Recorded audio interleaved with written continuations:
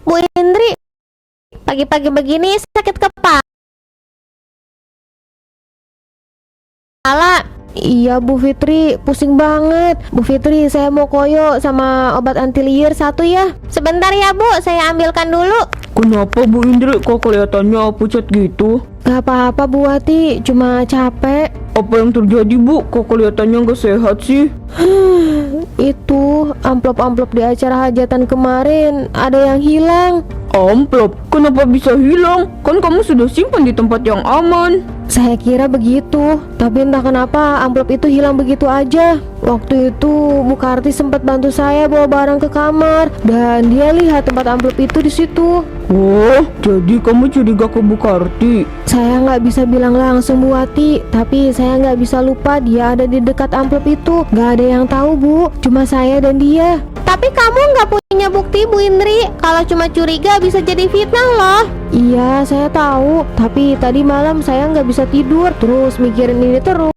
Saya nggak tahu harus gimana. Tenang dulu Bu, mungkin ini cuma salah paham. Kalau kamu nggak punya bukti jangan buru-buru menuduh. Mungkin ada penjelasan lain. Tapi kenapa bisa hilang semua amplop itu Bu? Kalau bukan Bu Karti, siapa lagi yang bisa tahu? Saya takut banget kalau kejadian ini nyebar, nanti jadi fitnah Bu. Kalau emang curiga, jangan diem aja. Kita harus cari tahu, tapi dengan cara yang benar. Kalau cuma tebak-tebak, malah tambah parah. Betul Bu, tapi jangan sampai kamu terlibat masalah karena nggak punya bukti. Kita semua tahu Bu Karti itu pintar banget menutupi jejak.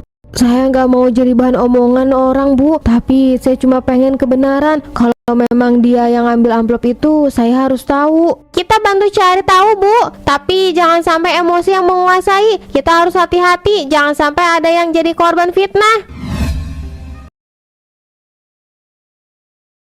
Senangnya bisa kebeli gelang dan kalung baru. Semua ini berkat amplop dari hajatannya Bu Indri.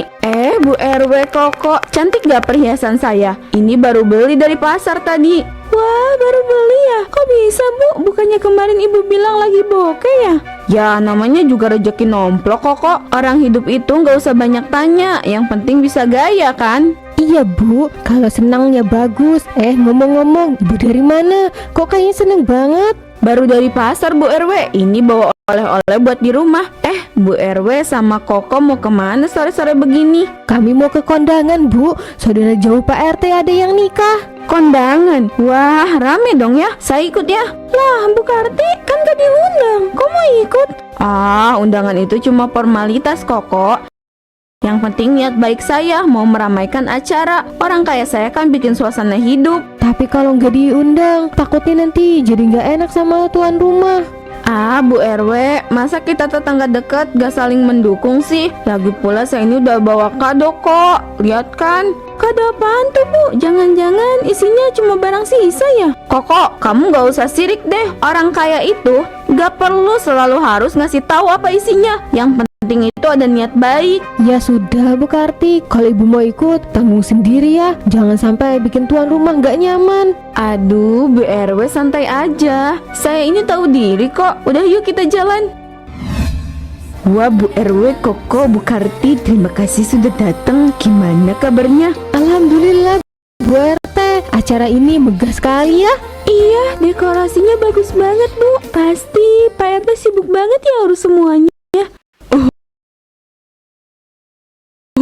Namanya juga acara keluarga besar. Capek sih, tapi puaslah lihat tamu-tamu pada seneng. Memang bagus Bu RT. Oh iya, makanan prasmanannya di mana ya? Saya udah lapar banget nih. Loh, Bu Karti baru sampai kok udah cari makanan. Kita foto dulu aja yuk. Betul Bu, mumpung ada pelaminan bagus begini. Bu RW Koko, kalian aja deh yang foto-foto. Saya nggak suka foto-foto. Saya tunggu di sini aja Saya mau lihat-lihat dulu sama mau makan. Rezeki nomplok lagi nih, lumayan buat tambah-tambahan.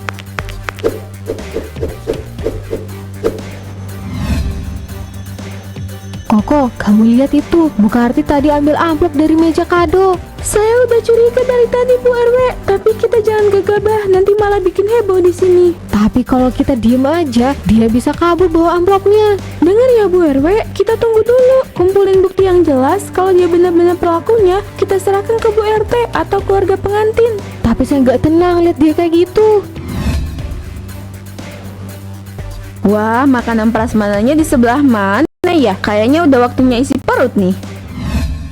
Wah, 1 juta, lumayan banget, bisa beli gelang baru lagi minggu depan. Uang sebanyak itu dari mana, Bu? Ah, gak usah tanya-tanya, pokoknya urusan ibu.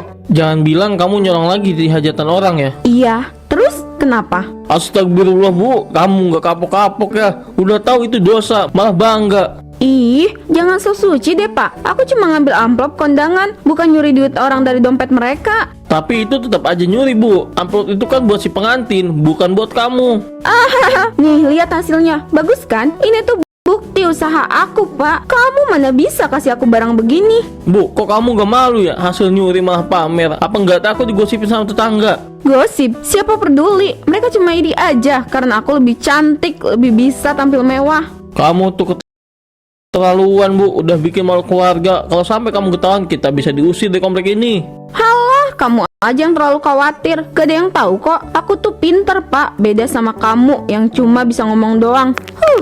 Laki-laki gak guna. Bisanya cuma marah-marah gak jelas, tapi gak bisa nyukupin. Lagian aku mau lakuin apapun, itu urusanku lah.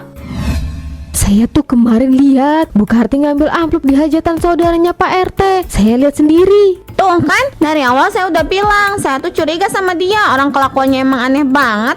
Astaga, jadi bener dia yang ambil amplop di hajatan saya. Pantes saja hati saya tuh nggak enak. Bu RT yakin banget lihat dia ambil amplop, bukan cuma salah paham kan? Saya yakin Bu, dia tuh pas nyelinap ke meja kado, tangannya masuk ke kantong amplop. Waktu itu saya sempat mau negur, tapi kan gak enak di acara orang. Kalau saya sih udah lama curiga, Bu Karti itu kayak ada yang gak beres. Tapi gak nyangka sih kalau separah ini. Berarti kalung dan gelang yang dia pamerin itu hasil nyolong uang kita ya? Saya tuh bener-bener geram Bu, mau laporin aja langsung ke polisi. Jangan gegabah Bu, kita belum punya bukti yang cukup kuat. Kalau asal lapor, bisa-bisa kita yang balik dituduh fitnah.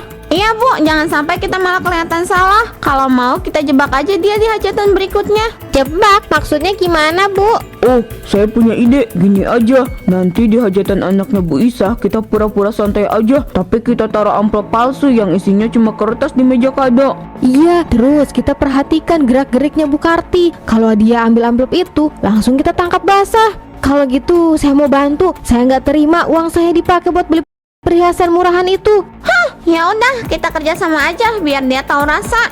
Jadi kita sampaikan rencana ini ke Bu Isa juga ya, biar semuanya berjalan dengan mulus.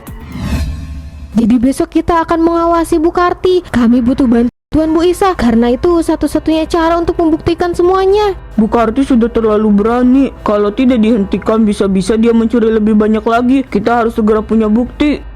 Saya setuju. Perilaku Bu Karti memang mencurigakan, tapi kita harus hati-hati, jangan sampai ada yang curiga. Siapa itu? Tidak ada yang memberitahu kalau ada tamu. Bu Isa, saya bawa makanan kecil. Kan besok kamu hajatan. Bisa nih jadi bekal buat ibu-ibu di sana. Hehehe. Wah, terima kasih sekali Bu Karti. Anda benar-benar baik hati. Ah, Bu bisa aja. Oh iya, saya juga bisa bantu loh di hajatan besok. Nah, kebetulan kita memang sedang membahas persiapan hajatan. Bisa saja kamu bantu Bu Karti. Kebetulan besok pasti banyak yang datang. Wah, itu sih bisa. Saya bantu jaga meja kado, atau mungkin saya yang jaga prasmanan aja supaya makanan tetap terjaga. Oh, meja kado sudah ada yang jaga Bu. Tapi kalau prasmanan, itu sih ide yang bagus. Iya kan Bu Isa? Iya Bu Karti, itu justru lebih pas. Prasmanan memang membutuhkan perhatian lebih. Banyak orang yang akan lewat. Wah, saya pasti jaga dengan baik. Semua tamu akan terkesan dengan cara saya. Gak akan ada yang kelewatan deh. Terima kasih Bu Karti. Saya yakin semuanya akan lancar besok. Kita semua akan kerjasama demi kelancaran acara ini. Betul Bu Karti, besok kita pastikan semuanya berjalan dengan baik. Dan tentu saja kita berharap semuanya berjalan sesuai rencana. Wah, saya senang sekali bisa bantu. Besok saya siap menjaga prasmanan dan pastikan semua teratur. Gak akan ada yang kurang deh. Nah, waktunya hampir tiba. Kotak itu udah kayak manggil nama saya. Hari ini rezeki saya melimpah. Tuh, saya bilang juga apa, dia benar-benar ngambil amplopnya. Akhirnya ketangkap juga. Bukti ini udah jelas banget. Udah dari dulu saya curiga sama dia. Dasar nggak tahu malu. Apa-apaan ini? Kertas. Siapa yang berani main-main sama saya? Pasti Bu Isa yang sembunyiin uangnya. Saya tahu dia itu licik. Dia mulai nekat, kita harus ikutin. Betul, tapi hati-hati, jangan sampai dia tahu kita ngikutin. Kita pastikan dia nggak lolos lagi kali ini. Udah cukup dia bikin malu. Ayo kita ikuti. Udah aman nih, saatnya kita beraksi. Lumayan, ini buat shopping dan beli perhiasan. Gak bakal ada yang tahu juga. Astaga, kok pintunya tertutup sendiri? Buka dong, jangan main-main sama saya. Bu Karti, apa yang kamu lakukan di sini? Saya cuma bantu beresin kamar. Amplop-amplop ini berserakan, makanya saya masukin tas biar gak hilang. Bantu beresin, tapi kenapa semua amplop itu masuk tas kamu? Iya, bantu beresin atau bantu bawa pulang Bu Karti. Pantesan tadi saya lihat kamu mondar-mandir aneh. Rupanya mau nyolong amplop. Demi Tuhan, saya nggak bermaksud apa-apa. Ini semua salah paham. Saya bisa jelasin. Jelasin apa lagi? Tas kamu penuh amplop. Apa perlu kita bongkar di depan semua tamu? Asal kamu tahu Bu Karti, ini semua memang rencana kami untuk menjebak kamu. Ah, sialan kalian, rasakan ini. Ah!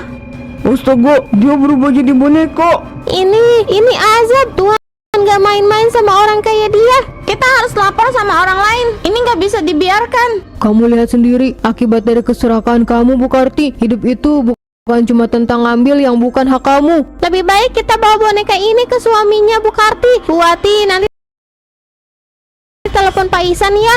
Kita ketemu di Taman Azab. Oke Bu Fitri.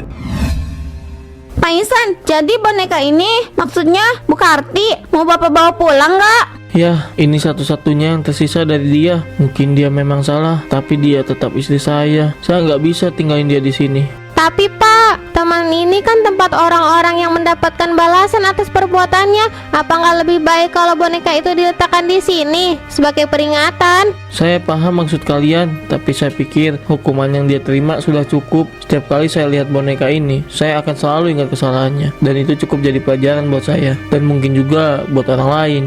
Karti bukan istri yang sempurna. Dia sering salah, sering terlalu tamak, tapi dia juga pernah jadi istri yang baik, yang mendukung saya waktu saya susah. Saya nggak bisa lupakan itu. Kalau Bapak yakin mau bawa dia pulang, kami nggak akan melarang. Kami cuma berharap semua jadi pelajaran buat kita semua. Itulah harapan saya. Semoga kisah ini bisa mengingatkan kita bahwa kesalahan nggak pernah bawa kebahagiaan. Saya akan pamit bawa dia pulang. Saya pamit, permisi.